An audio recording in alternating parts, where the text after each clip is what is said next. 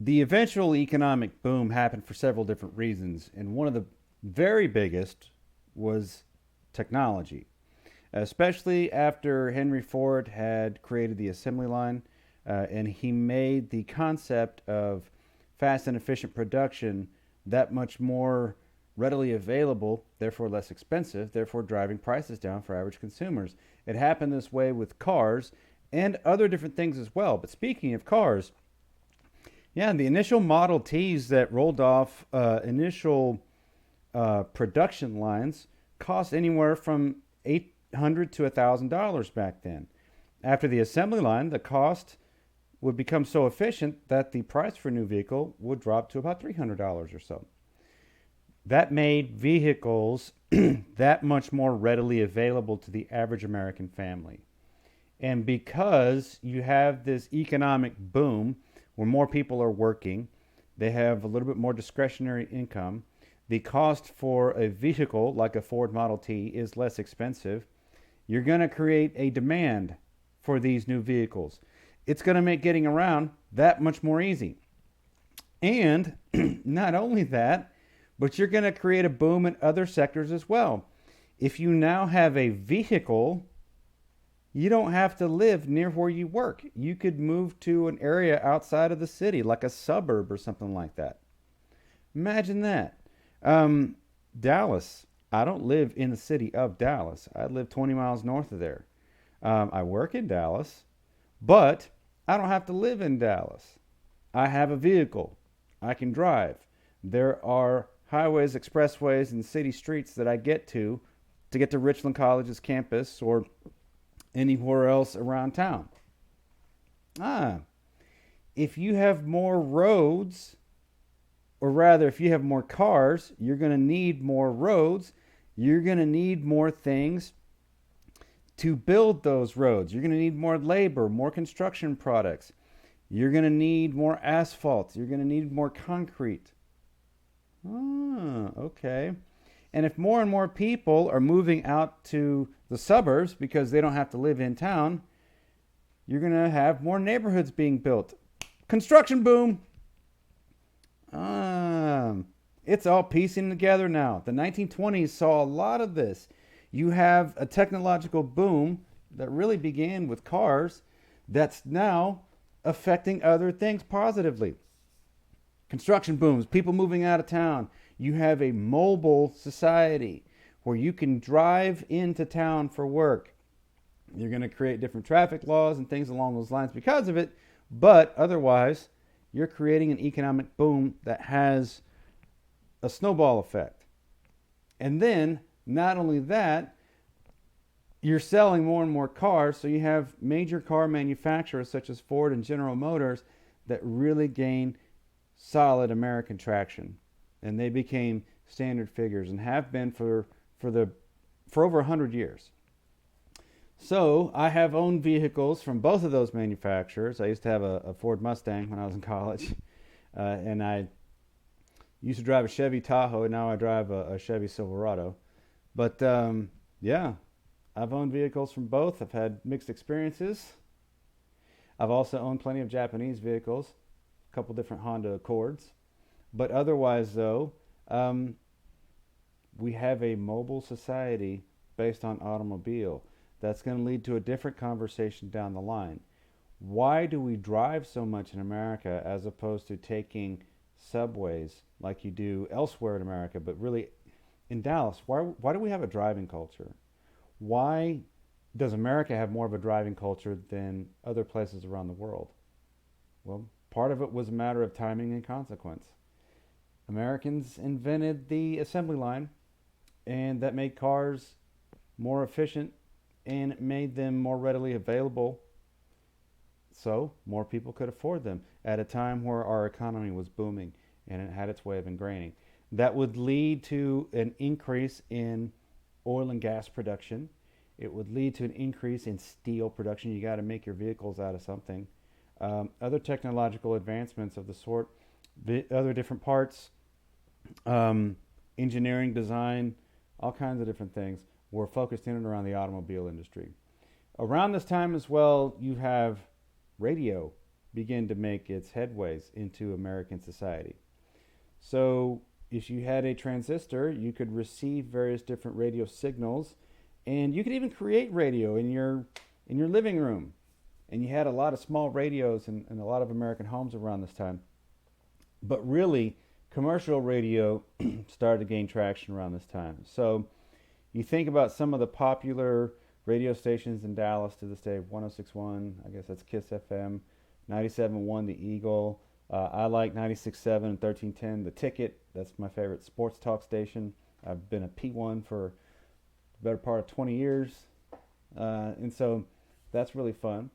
But commercial radio really gained traction around this time, especially as people were able to purchase radios and listen to various different content in the comforts of their own home.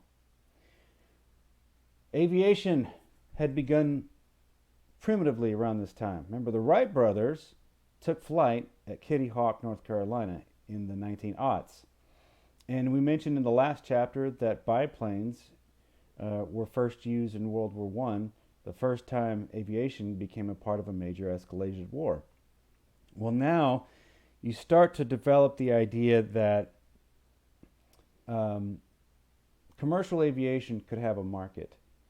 If you could fly someplace, eventually fly and engineer the idea that maybe you could fly from Dallas to Houston, for example, or something like that. You're not going to have to drive, and certainly not going to have to take a horse and buggy. It takes like 40 minutes to fly from Love Field to Hobby, from Dallas to Houston. That's it. It's super easy. You fly Southwest, and the flight attendants are like, "Hey, oh, you want a Coke Zero? Here it is. Drink it. Let me take the trash. Bye. We're landing." That's basically what the experience is like. I've flown from Dallas to Houston and back 100 times, and that's exactly what it's like every single time. It's like, why do we even bother getting a drink? They're just going to ask me to suck it down in like 2 sips and just throw it away, and we're landing. Otherwise, though, that's kind of where we are at that point with commercial aviation. You also had your advent in early computing. You had your first analog calculators that came around this time. They could multiply an 11-digit multiplication in less than 3 seconds. Nowadays, we have phones that can be used to do everything. This is your Rolodex. This is your telephone. You could call in an airstrike on these things, man. This phone that I have in my hand carries an immense amount of computational opportunity. I could access the internet anywhere that there's LTE or 5G anywhere in the world. So 100 years ago, it was really different because telephones existed 100 years ago.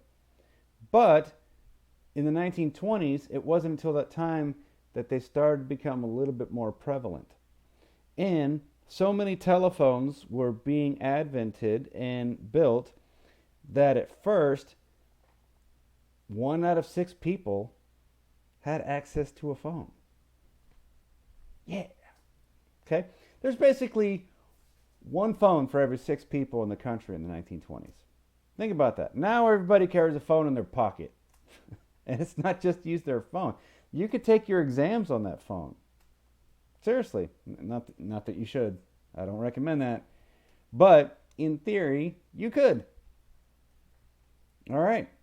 But back in the 1920s, 1 old-timey rotary phone. Hello, talking over here. Yes, I got there and listening. You have that. You talk into your phone, and that's where that comes into play. Also, around that time, you saw experimentation with cross genetics with agriculture. So if you've ever wondered how seedless grapes came into fruition, or maybe we could cross-develop this corn to grow certain different attributes to be more readily commercialized. That sort of a thing was being developed around this time. As far as labor was concerned, you had more people working in urban and factory type situations. So there became a little bit more of a need for labor representation. And it doesn't quite hit in the 1920s the way it will in the next decade, but The idea of welfare capitalism came out around this time.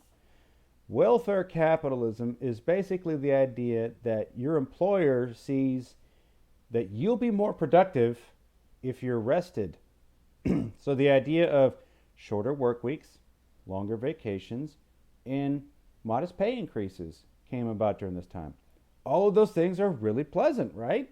Okay, therefore, a reason. Your employer wants you to go to work rested and prepared. You will be a more productive employee if you're A, happy, B, rested, and 3, well compensated.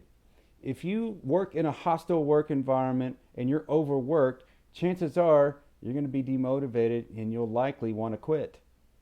Well, you'll see more worker continuity, you'll see more structure, you will see more um, of a happy workplace where you'll have stronger production if employers feel appreciated, well compensated, and rested. Okay? So that's why you might work for an employer and they give you work days and they're like, you have to take your vacation days or else you'll lose them. Well, they want you to take your vacations. They want you to get your mind off things every now and then so as to get some relaxation and not succumb to the grind, if you will.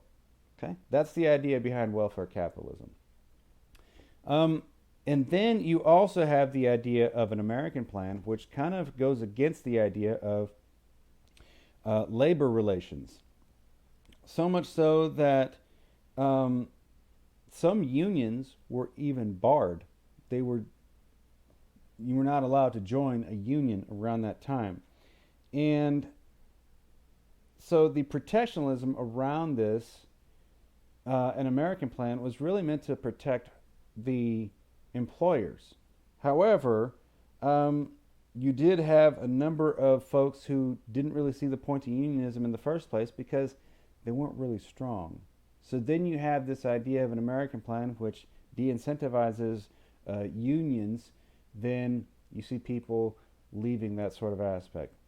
As far as women were concerned, we mentioned in the last chapter about various different industries and where women were prevalent: teaching, social work, and nursing.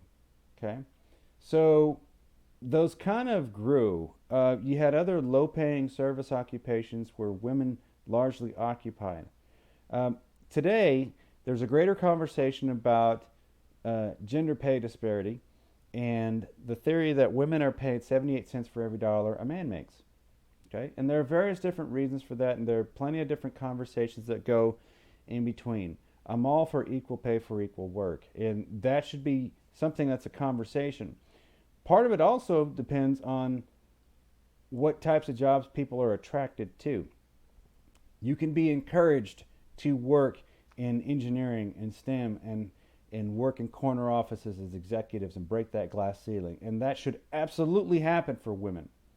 Some women, though, naturally gravitate towards other different fields, which might also happen to be lower paying. Okay? And for women, oftentimes, it's not necessarily about the pay. It's about the flexibility and it's about the pride and passion.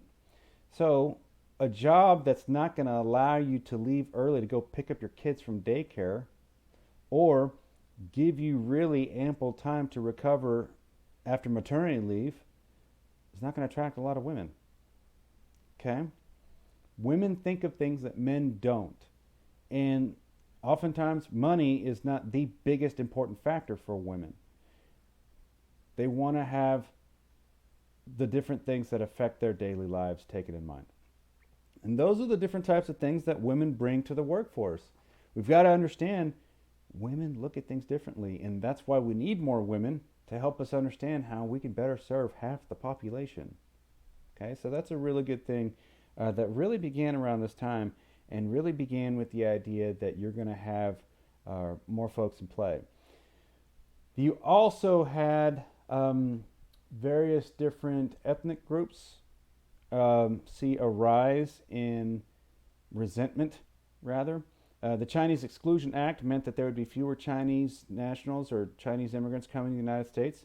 They would oftentimes be replaced by Japanese nationals, many of whom would take some of the jobs that the former Chinese immigrants would take. and the Issei were the Japanese nationals. Nisei were their children born in the United States. So you're Japanese born in the United States. Um, and they became oftentimes so popular that even, or so productive, that they would work out of the menial jobs and they would have to be replaced, causing an influx in Filipino immigration and a backlash against the Filipino population surge. Of course, you have Mexican immigration, of which my family came during this time. My grandparents and their families came from Jalisco, down in central Mexico, in the 1920s. And their families would make their way up to Michigan and then back down to South Texas eventually. My grandfather and his family worked in the railroad industry. My grandfather, for his career, was a railroad foreman, and he had a railroad retirement. Railroads were very common labor destinations for Mexican immigrants, as were the mines, as were agricultural fields. And around this time, that's where you saw the majority of Mexicans work. But speaking of agricultural fields, much of the agricultural and technological advancements often led to such great production growth across the country that oftentimes you would produce more of a crop than there would actually be demand. Anytime you have too much of something, what does that do to the price of that good? Think about macroeconomic theory, classic supply and demand. If you have too much of something and not enough demand for it, that's going to plummet the price. Okay? There's no demand for it. You've got too much. You need to give it away, basically. So, oftentimes there'd be so much production that farmers would lose their butts because prices would drop so significantly.